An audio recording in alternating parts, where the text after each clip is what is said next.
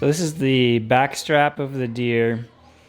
It looks more like a beef tenderloin, but it's not. This is actually the backstrap, so it'd be more comparable to like the ribeyes and the New Yorks, but a lot leaner. It's on a wild deer. This guy was walking around yesterday, and I did most of the fabrication in the field right there.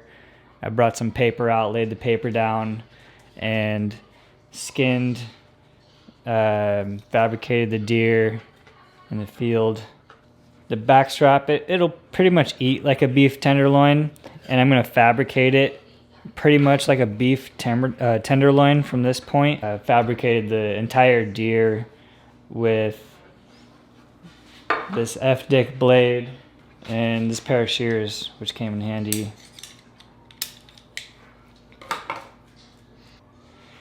So I probably should have sharpened my knife again. It definitely dulled it a little bit going through a whole deer. But we're going to try to get this silver skin off so that we have nothing but edible meat, a little bit of like a membrane, and then I'm going to cut it into some steaks. So I'll get in here. This is the back strap, so tough stuff. Stab it and then come through. Angle your blade slightly towards the white portion and come through and just remove that. This is like sinew almost, right? The silver skin on here. This is like what you'll make a bowstring out of, so there's no way it's going to cook down. It's just too tough. Inedible.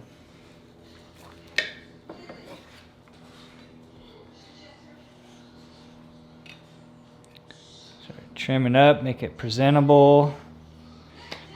Keep going on the silver skin. So you just come in here, puncture underneath it. Just take on a couple inches at a time. And you can see, angle that blade towards the silver skin. It's not going to cut through it easily. Oh, okay, as it cuts through it.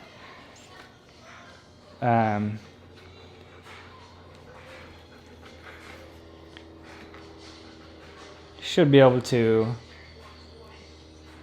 take on the length of the tenderloin here. There we go. I'm calling it a tenderloin, it's not.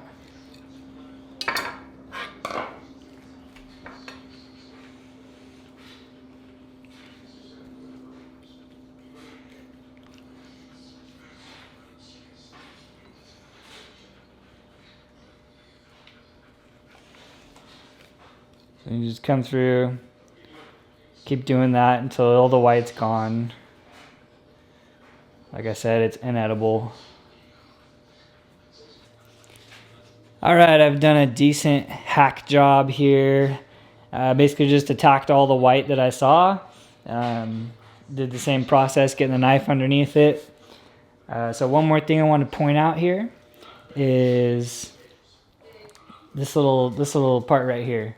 There's a white line you can see, and it looks like it's attached, and a lot of people leave that attached, but you know what? Between, we call this like a chain, the chain, and between the chain and the meat, first off, the chain itself is usable. I'll probably end up sticking it in with my grinds.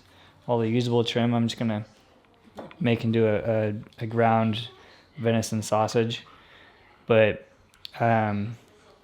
between the chain and the good part, we've got more of that sinew, silver skin going on.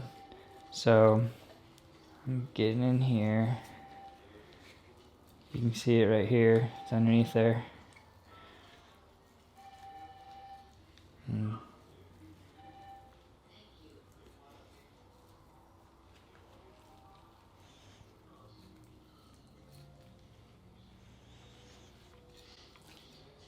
It's just too chewy if you left it on there. You know, if you're going to the trouble of bringing one of these monsters down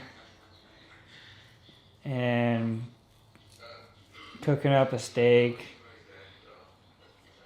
you want it to be as tender as you can get it.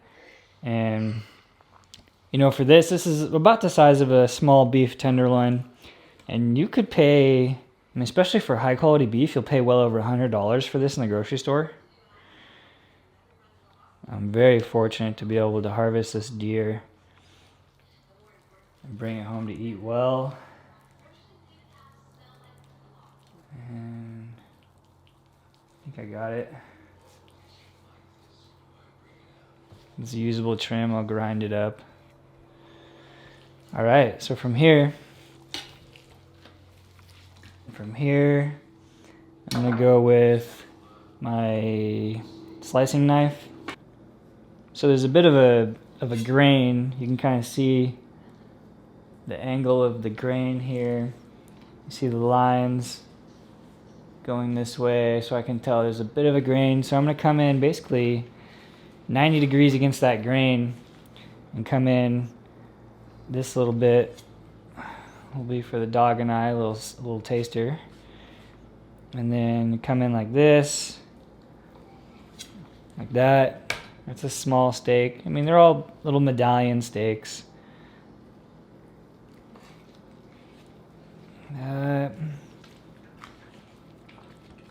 Barely any marbling in here, but it's still going to be super tender. This was a young buck. Just a little tender little spike. I'm not coming in at as much of an angle as I wanted, but that's a little more like it, I guess.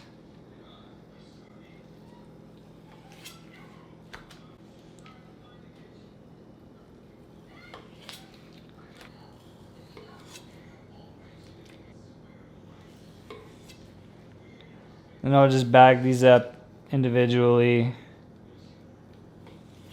Sear it off. Eat it medium rare. Steaks for days. So for the second backstrap, after I cooked a little taster, a little sample piece, I decided to cut them thinner. So for the second, I've cut them a bit thinner here, about an inch or so, just because it's so lean that you know, you want that cut against the grain to be as thin as possible. That way it's more tender.